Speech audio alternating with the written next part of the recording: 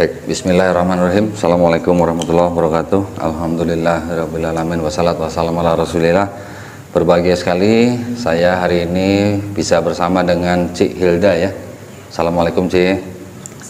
Waalaikumsalam. Alhamdulillah Cik Hilda ini tadi pada asar sudah bersyahadat ya di Masjid As-Siddiq Cikeas. Nah, alhamdulillah pada saat ini saya bisa punya kesempatan nih mau ngobrol-ngobrol sedikit ya sama Cik Hilda ya. Cik, tadi itu bisa ke Masjid As-Siddiq itu ceritanya gimana Cik? Kok bisa tahu-tahu mau masuk Islam? Udah lama atau mendadak gitu? Sebenarnya sih udah lama. Udah lama. Jadi kan waktu masih kecil itu kan papa aku tapi mualaf nih. Oh, papanya mualaf. Oh. Jadi waktu itu kan papaku menikah sama muslim ya. Jadi papa mualaf. Terus waktu itu aku tuh ikut-ikutan sholat gitu. Oh. Ikutan ngaji. Umur berapa itu? Waktu itu masih belum sekolah sih. Oh, belum sekolah. Sekitar 6 tahun 7 tahun gitu. Terus? Terus suka ikut-ikutan gitu. Cuman waktu itu kan papa itu kan sama istrinya tinggal di Semarang ya. Jadi pas di Jakarta aku tinggal sama neneknya aku itu. Ya udahlah. Di mana? Di Jakarta? Di Jakarta. Oh, ya. oke. Di Jakarta jadi ikut-ikut teman ke gereja. Dari situ aku ke gereja. Oh gitu. Gerejanya apa? Kalau boleh tahu dulu. Dulu sih aku gereja di GPIF. Gereja Pantai Costa di Indonesia, Philadelphia. Oh, Philadelphia ya. Philadelphia saya pernah dengar. Jadi terus Kristen waktu itu waktu mau menikah aku masuk Katolik. Oh, Katolik. Karena calon suami waktu itu Katolik. Terus nggak tahu gimana kita pindah lagi ke GBI. Akhirnya. Oh, sama suami bareng-bareng. Suami, ya. Oke. Cuman waktu berjalannya waktu setelah 19 tahun menikah itu aku putusin pisah. Nah, waktu itu di situ aku udah mulai mengenal Islam. 2 tahun yang lalu tuh sempat ini sih sama-sama teman kumpulannya aku tuh kita puasa bareng. Oh, gitu. Nah, waktu itu teman-teman bilang udah Hilda udah cepetan gitu jadi mualaf. Itu aku masih belum tahu caranya kayak gimana gitu kan. Berapa lama itu? Udah berapa lama itu? Itu udah 2 tahun yang lalu. Oh, 2 tahun yang lalu. Oh. Udah 2 tahun yang lalu, cuman masih aduh caranya kayak gimana gitu. Maksudnya awalnya tuh harus kayak gimana juga. Nggak ada yang ngasih tahu gitu masuk Islam gimana gitu teman-temannya? Ya cuman bilang syahadat gitu. Cuman kan harus apa maksudnya aku kan maunya harus kayak gimana gitu. Nah, akhirnya waktu itu ya udahlah aku baca novel ceritanya sama Bunda Iren. Aku follow IG-nya, chat. Waktu itu kan khusus yang untuk mualaf kan ya. Yeah. Nah, aku chat disambut sama dibalas tuh sama Bunda Iren Rajiman. Oke. Nah, dibales terus pindah ke WA, aku cerita gini. Terus di syahadat di telepon. Di telepon. Oke. Jadi dikenalin sama Mbak Afni. Oke, iya. Oh, gitu. Itu berarti udah kapan itu? Seminggu dua minggu yang lalu? Seminggu kemarin. Oke, ya. Jadi dari 2 tahun sudah mau masuk Islam, baru hari ini ya bersyahadat ya? Cuman kan semuanya menentang. Keluarga? Ya, kan mama aku kan China, kan dari keturunan China, Kristen gitu kan, istilahnya sampai cici aku tuh berantem sama mama aku tentang pilihannya aku itu. Dia bilang buang aja tuh Alkitab, maksudnya menentang gitu. Loh, mamanya Kristen? Mamaku Buddha. Oh, mamanya Buddha. Loh, yang tadi papanya bilang nikah sama Muslim itu? Itu papaku, almarhum papaku. Jadi papaku sama mamaku pisah. Oh, orang tua. Oh, pisah, udah pisah, nikah sama Muslim. Mamanya Buddha. Oke. Mamanya nentang. Mama sih tadinya nggak suka, cuman kemarin aku minta izin lagi, ya nggak apa-apa, tapi katanya nggak boleh pakai hijab. Oke. Nah, terus tertarik Islamnya apa? Kok tadi saya dengar katanya kok karena hijab? Ya, kan. Dari mana? Misalnya kok ngelihatnya tuh kalau pakai hijab tuh tertutup gitu kan. Nah, awalnya gitu. Jadi aku tuh suka pakai hijab gitu, suka foto pakai hijab, cuman kan kalau mau share gitu takut gitu kan. Oh gitu. Nah, awalnya dari hijab, udah gitu terus sama ajaran agama Islam itu kan menghormati ibu. Nah itu yang dari 2 itu aku suka. Oke. Berarti sekarang ibu udah tahu nih kalau udah sadar, udah tahu. Udah tahu sih. Anak-anakku juga tahu. Oh, udah tahu semua. Tinggal sama ibunya atau enggak? Enggak, aku tinggal sama anak-anak aja. Oh, oke. Kirain tinggal sama ibunya. Ntar pulang ibunya gimana ntar? Nggak masalah ya? Mama sih udah tahu, cuman anak aku sih yang masih belum setuju ya. Sempat bilang kalau mami ini aku nggak mau ketemu mami lagi. Gitu. Anak umur berapa? Umur 19 tahun. Oh, udah besar ya? Kemarin, SMA ya? Udah kuliah. Oh, udah kuliah. Kemarin anak aku yang pertama juga waktu mau sholat, nggak mau gitu. Sampai aku tuh mau sholat itu lari ke rumah teman. Oh gitu. Ya. Oh, udah belajar sholat dulu berarti ya sebelum sadar tadi ya? Oke. Udah belajar sholat dulu dari YouTube. Jadi kalau misalnya mau sholat itu HP YouTube sambil ikutin. Oh ya. Boleh nggak apa-apa kok. Kan kita nanti belajarnya juga step by step. Nggak harus langsung perfect gitu ya, enggak. Ya namanya Allah pasti maha tahu lah ya. Nah terus apa namanya? Anaknya tadi berapa? Ada 3? 4. Oh, 4. Yang besar yang masih besar, nolak gitu. Dia sih dibilang nolak ya mungkin iyalah, cuman bilang kok mami gitu. Oh, oke. Ya sebenarnya gini ya, kita kan udah dewasa. Kalau orang dewasa itu kan sebenarnya kan punya hak untuk memeluk agama dan kepercayaan masing-masing. Itu kan dilindungin ya Undang-Undang 1945 ya. Teman, kita sebenarnya mau masuk Islam atau memeluk agama apapun sebenarnya sih nggak perlu izin siapa-siapa kalau namanya kita udah dewasa ya. Karena kan itu kan dilindungi oleh undang-undang gitu loh. Nah, cuman bagaimana nanti kita menghadapi keluarga kita, nah itu yang penting lah ya. Nah, masyarakat juga ya, lingkungan. Ya, oke lah. Yang penting kan keluarga dulu nih, lingkaran paling dalam lah gitu ya.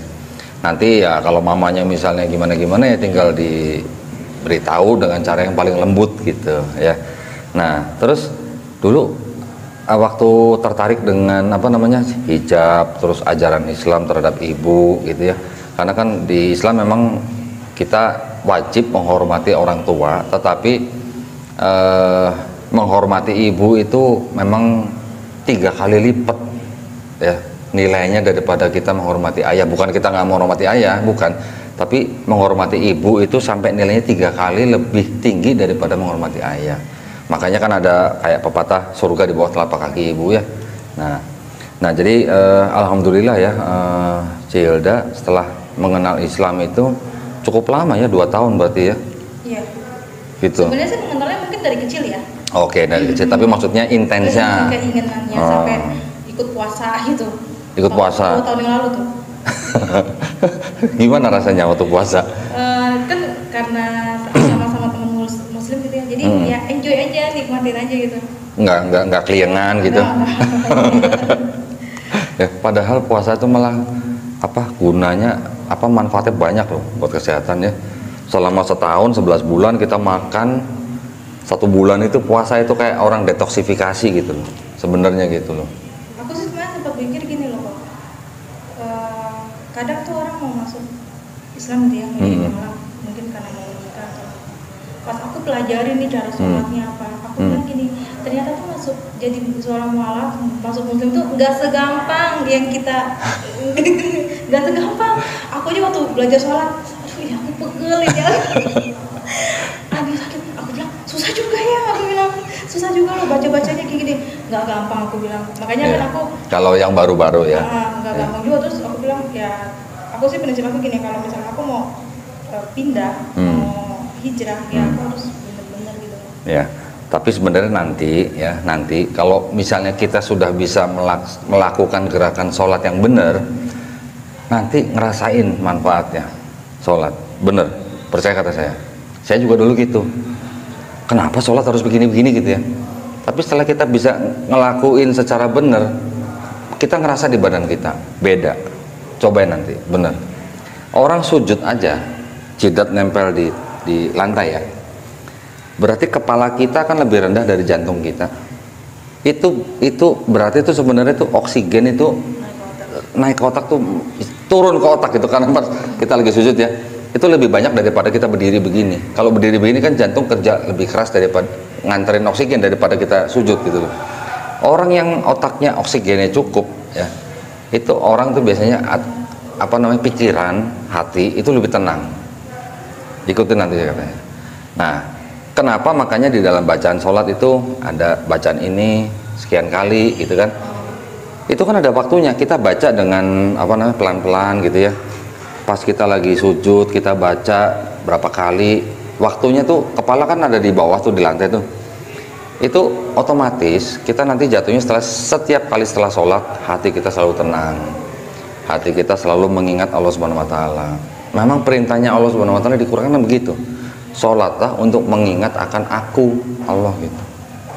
Gerakan-gerakan misalnya ruku ya, duduk di antara sujud, itu semuanya ada gunanya. Di kaki-kaki sendi itu, badan kita tuh semuanya tuh kayak orang apa ya, kalau orang tahu yoga kan, nah sebenarnya kayak gitu. Kadang kalau habis sholat tuh itu kalau bilang sampai kayak orang olahraga. Emang ya itu kayak yoga. Jadi apalagi kalau sholat tahajud ya, udah pernah belum San? Belum pernah, cobain ya nanti ya. Malah ada yang berpendapat bahwa sholat tahajud itu sebenarnya bisa buat terapi, karena dilakukan pada jam-jam yang orang tidur ya, ketenangannya itu beda sama sholat-sholat kalau siang gitu ya. Nah cobain nanti kalau pas sholat tahajud Sepertiga malam ya, itu nanti kan ya dari Isya sampai subuh itu boleh sholat tahajud, mau ambil waktu yang mana aja boleh. Itu nanti coba rasain. Yang jelas otak lebih tenang ya, pikiran tenang, juga buat terapi juga ya. Aku sih kemarin ngerasain selama ini kan masih sholat, karena belum bisa terlalu banyak di sholat kan, jadi suka bolong-bolong. Cuman kalau aku nggak sholat dalam hati tuh sholat. Jadi aku berusaha untuk bisa 5 waktu. Alhamdulillah ya itu kan kemarin sebelum syahadat. Sekarang sudah syahadat, insya Allah diusahakan setiap kali azan langsung sholat, nggak usah mikir macam-macam. Misalnya ada, justru sholat itu kalau kita lihat di Timur Tengah, begitu dengar azan itu namanya toko aja ditinggal, toko dagangan tuh barang ditinggal. Ya itulah waktunya kita ngadep yang Maha Kuasa gitu. Coba kita gini, di dalam Islam itu sendiri kan artinya kan patuh, tunduk, taat gitu ya. Apapun yang diperintahkan di dalam Islam, kalau kita ikutin, istilahnya ini bukan imani saja, ini bukan masalah imani saja, tapi kita harus tahu hikmah di belakang sholat itu apa. Nanti kalau kita sudah menjalankan dengan tanpa nanya ini segala macam gitu, kita sendiri yang ngerasain manfaatnya nanti. Cobain deh. Saya dulu begitu ya, saya dulu kritis ya waktu nanya-nanya sholat kenapa harus sekian rakaat, kenapa jamnya sekian. Setelah saya dapat jawabannya, masya Allah, malu kita kalau nggak sholat. Ya. Aku sih sekarang kendalanya kalau sholat sih gerakannya aku udah hafal, cuman bacaannya itu yang ya pelan-pelan, lidahnya masih ya dengerin di YouTube ya, atau dengerin di MP3 atau dengerin bacaannya. Cari bacaan yang paling enak didengar, yang bisa diikutin. Kalau perlu di print di kertas, taruh di depan kita, di depan pada waktu kita berdiri nih sholat nih, taruh di depan. Saya dulu di kantor sholatnya depan saya dinding, jadi bacaan sholat itu saya tempel di dinding. Jadi pada waktu kita berdiri ya sambil baca nggak apa-apa. Nggak apa-apa sambil baca. Nanti lama-lama kan kita hafal. Sehari 5 kali, masa nggak hafal-hafal? Mau butuh berapa tahun gitu? Berapa lama? Sebentar, paling seminggu 2 minggu juga pasti hafal, insya Allah.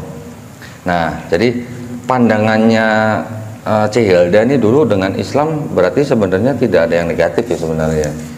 Kalau dari saya pribadi sih nggak negatif, cuman kan kadang kalau gereja ya, istilahnya tuh agama Islam itu begini negatif gitu. Jadi kan kita berpikirnya. Makanya sekarang aku bilang sama anak-anak aku gini, itu karena kita dulu ke gereja, kita tuh kayak dijelek-jelekin atau kayak gini. Padahal sebenarnya setelah aku tahu, teman-teman aku kan banyak muslim juga kok, setelah pelajaran gini aku bilang enggak kok, Islam itu malah gini loh, aku belajar dari nggak boleh kayak gini gitu. Aku belajar tuh merasa ada satu keindahan gitu loh. Alhamdulillah. Aku seperti itu. Terus kalau dulu gitu kan, istri itu kan tuntut sama suami gitu. Kita nggak boleh cerai, kalau udah cerai pun nggak boleh menikah lagi gitu. Nah, masa iya sih Tuhan masa iya sih Tuhan tuh aku menderita sekian puluhan tahun gitu loh, bertahan gitu kan. Nah di situ aku bener-bener ambil satu gebrakan, aku bertahan kayak gitu. Udah nggak boleh cerai, nggak boleh nikah lagi gitu. Kalau nikah lagi dia nggak zina gitu. Aku kan bertahan gara-gara itu. Oh. Lagi bertahun-tahun nggak boleh nikah. Iya. Karena itu. Iya. Dan di situ aku pikir gini, masa Tuhan nggak sayang aku? Tuhan sayang aku. Kalau Tuhan sayang aku, masa Tuhan biarin aku menderita? Iya. Itu yang dari pengalaman aku. Betul. Ya itu berarti ini sebuah cerita ya yang memang membuktikan.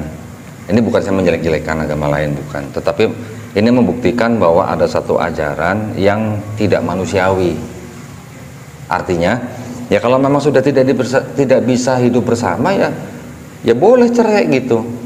Di Islam juga cerai juga istilahnya juga dibenci Allah Subhanahu wa taala.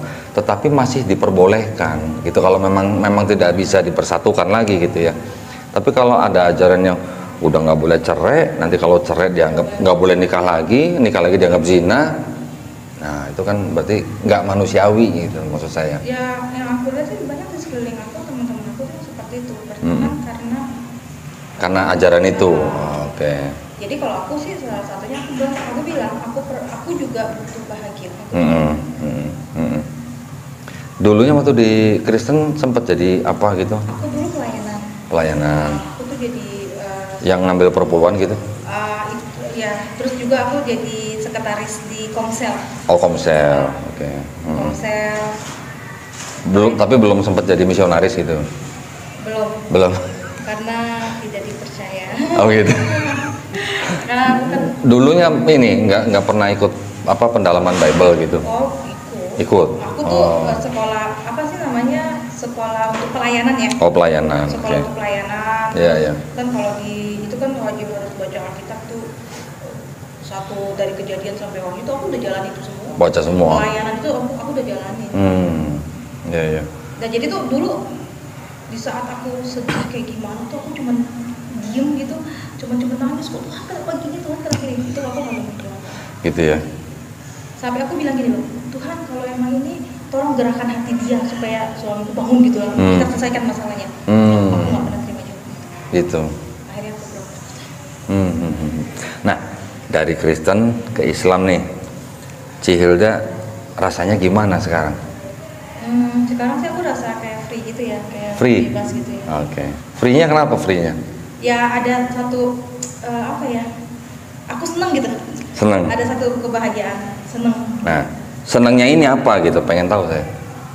Senengnya gini, satu dari itu kan aku pengen masuk jadi mualaf gitu kan, udah tercapai. Alhamdulillah. Juga, ada teman-teman yang mendukung aku. Alhamdulillah. Jadi walaupun sebenarnya aku nggak kenal nih sama kayak Mbak Agni, Mbak Ida itu aku nggak kenal, cuman mereka itu care sama aku. Iya. Alhamdulillah. Ya, semoga aku bisa ngejalanin semua prosesnya gitu. Tapi memang banyak ujiannya sih, banyak ujian banget. Kemarin tuh aku ngerti banyak ujian banget ditentang aku segala macam. Cuman aku jalaninnya enjoy aja. Enjoy aja. Alhamdulillah. Maksud saya gini, free-nya itu apakah dari ajarannya yang jauh berbeda atau gimana? Kan bertahun-tahun nih jadi Kristen kan udah ngelotok dong ajaran di dalam agama lamanya gimana kan. Terus sekarang masuk ke dalam Islam yang nggak ada tuh Tuhan yang bisa kelihatan, apalagi Tuhan yang bisa dibunuh gitu, apalagi kita berdoa harus dalam nama ini, dalam nama itu kan begitu kan di dalam Islam kan, nggak ada gitu-gituan kan. Itu yang mungkin menjadi rasa free gitu atau gimana? Karena apa ya, aturannya ritual gitu, aturan yang nggak boleh kayak gini, nggak boleh kayak gitu gitu kan. Memang sih di Muslim itu juga kan ada, cuman aku ngerasanya aku lebih seneng di sini karena ada satu kebebasan ya, bukan kebebasan kayak gimana. Iya. Nah terus di situ aku ngerasanya lebih religi aja ya. Religius gitu ya, oke. Religi karena sholatnya itu ada pengajaran kayak gitu. Terus ya aku seneng gitu loh kok. Kayak misalnya harus kayak begini, harus tutup aurat. Yeah. Ini aku menikmati gitu, seneng gitu Pak. Ya. Pernah baca nggak di Bible Yesus doanya sujud waktu di Taman Getsemani? Pernah? Seneng nggak sekarang jadi Muslim doanya sama kayak Yesus sujud gitu? Aku sih bener kan? Bener kan? Yesus dulu waktu sebelum ditangkap kan di Taman Getsemani kan dia doanya sujud. His face on the ground, artinya sujud kan begitu kan? Kita juga yang ngejalanin doa sujud itu siapa ya? Kita yang ngikutin Yesus ya. Sebenarnya kalau kita baca dengan teliti ya, terus kita coba bandingkan dengan akidah, terus kemudian dari pengajaran atau ajaran dalam Islam, semua nabi-nabi itu sebenarnya Muslim. Muslim itu artinya orang yang berislam. Orang yang berislam itu artinya orang yang berserah diri hanya kepada satu Tuhan. Semua, kalau dulu ingat baca Bible dari Perjanjian Lama, Kejadian sampai Maliaki, ada nggak nabi-nabi di situ yang mempersekutukan Tuhan yang lain atau yang ngajarin Trinitas? Nggak ada kan? Nggak ada. Jadi sebenarnya Perjanjian Lama dari Kejadian sampai Maliaki itu sebenarnya monoteis sebenarnya, karena itu adalah kitab-kitabnya orang Yahudi sebenarnya. Iya, aku sih waktu itu kan aku pendalaman Alkitab ya. Memang kalau dari Perjanjian Lama itu itu hampir sama Islam. Ajarannya Islam. Nah, iya. Contohnya kayak tentang yang di imamat itu ya. Iya. Itu kan tentang makanan yang diharamkan. Iya. Nggak boleh makan babi. Iya. Sama juga. Cuma kan di saat Perjanjian Baru itu, iya. Yesus itu dihapuskan. Sebenarnya di PB juga nggak disebut babi boleh dimakan, nggak disebut, tapi semua makanan dihalalkan. Pertanyaannya babi itu makanan atau bukan gitu. Bedanya gitu. Nah, itulah makanya karena ada PL dan PB yang konsepnya berbeda, itu yang membuat orang sebenarnya jatuh-jatuhnya apa? Imani saja gitu. Kalau dulu belajar sejarahnya, ini kitab apa, asalnya dari kitab terjemahan apa, diterjemahkan dari kitab apa, bahasa apa, harusnya lebih cepat. Tapi ya semuanya adalah jalan Allah ya. Semuanya jalan Allah. Allah memberikan hidayah kepada orang-orang yang disayangi ya, yang disayangi. Semua orang dikasihi, semua orang mendapatkan kasih yang sama daripada Allah Subhanahu wa taala. Tetapi yang disayangi itulah yang dibedakan. Artinya disayangi, mendapatkan hidayah adalah salah satunya. Ya, insya Allah juga nanti mendapatkan surganya Allah. Ya, amin. Nah, senang sekali tadi dengerin ceritanya Hilda ya.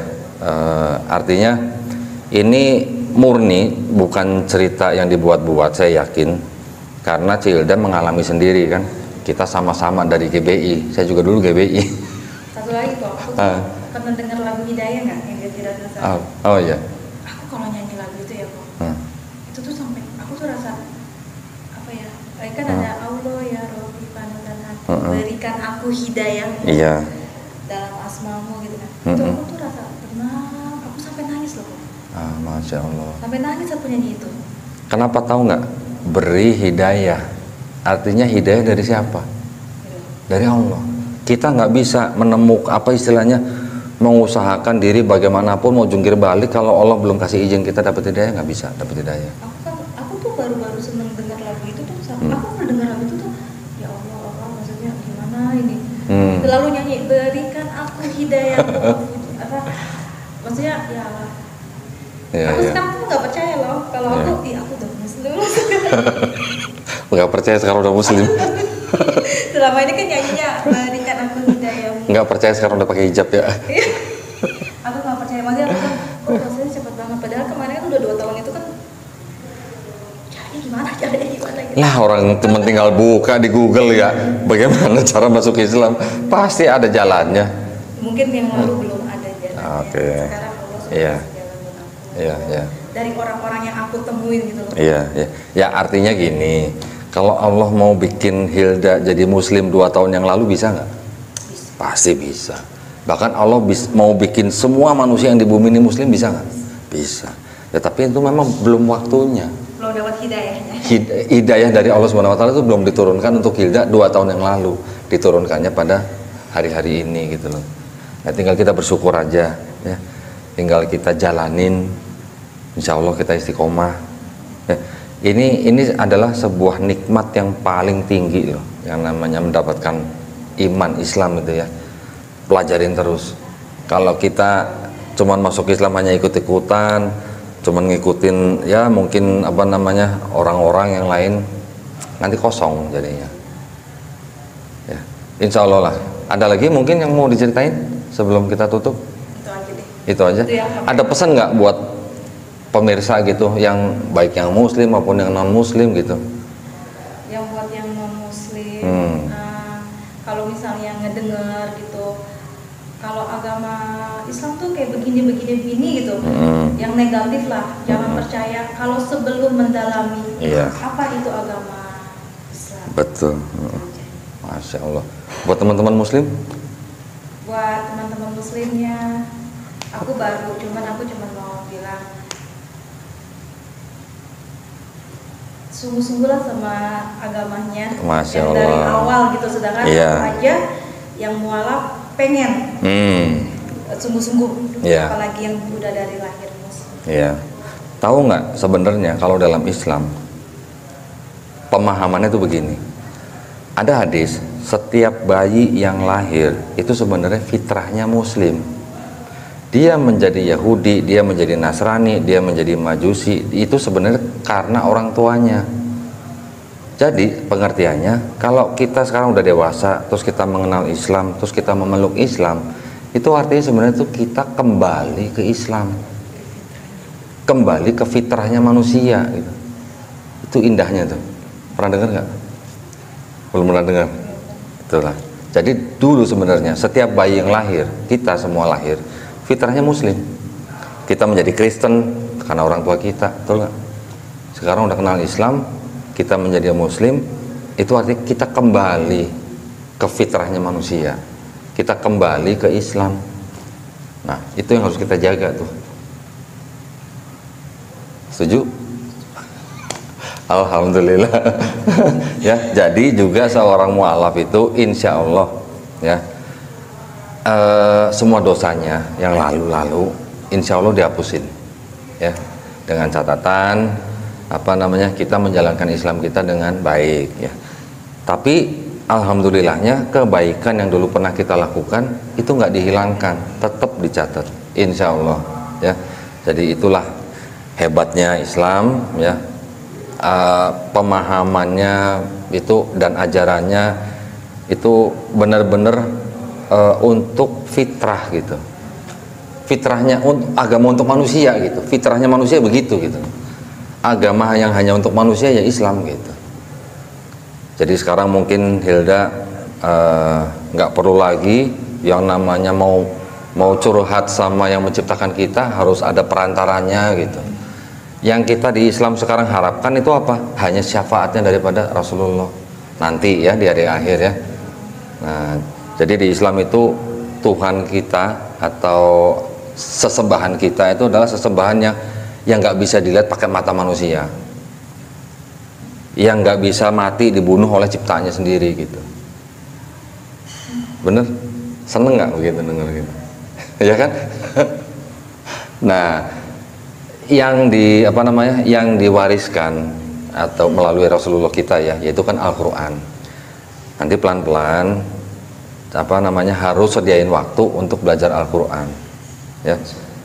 Nanti dari Al-Quran itu nanti yang akan membimbing kita nanti di hari akhir insya Allah ya. Baik, kalau gitu, kalau nggak ada lagi mungkin bisa kita tutup ya. Terima kasih banyak ya Hilda atas waktunya. Mudah-mudahan obrolan kita yang ringan ini membawa hikmah, memberikan inspirasi buat para pemirsa. Dan saya mohon izin sebelum saya tutup, buat para pemirsa yang ingin membantu perjuangan dakwah kami, ataupun yang ingin menyalurkan zakat sedekah infaknya, atau juga yang ingin membantu atau ikut program wakaf ya untuk tanah yang sedang kami bebaskan di daerah Wonosalam, Jombang, Jawa Timur, silahkan kirimkan ke Bank Syariah Indonesia atau BSI dengan nomor rekening 111899888 atas nama YPM Atawi Jakarta. Barakallahu fikum. Semoga partisipasi para pemirsa diterima di sisi Allah Subhanahu wa taala sebagai amal jariah. Amin ya rabbal alamin. Baiklah, kalau begitu kami pamit undur diri. Wabillahi taufiq wal hidayah. Wassalamualaikum warahmatullahi wabarakatuh.